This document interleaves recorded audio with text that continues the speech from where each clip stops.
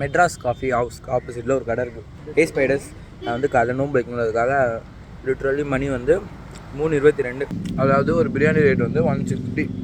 அதுக்கு quantity taste wise கேட்டிங்கன்னா okay. சாப்பாட்டில் 2 பீஸ் தான் வச்சாங்க, அது 2மே கம்ப்ளீட்டாக எலும்பு. நான் எதை தேடி எங்கேருந்து என்னத்தை எடுக்கிறது எனக்கு தெரியல. ரொம்ப ப்ரிஃபரபிளா ஓகே. புதுசாக இருந்துச்சு, ஏன்னா சிக்கனில் மட்டும் தான் மசாலா இருந்துச்சு, அது சேர்த்து ஆகணும். ஓகே. ஆனால் 65ல் தான் நான் வந்து ஷாக் ஆகிட்டேன்.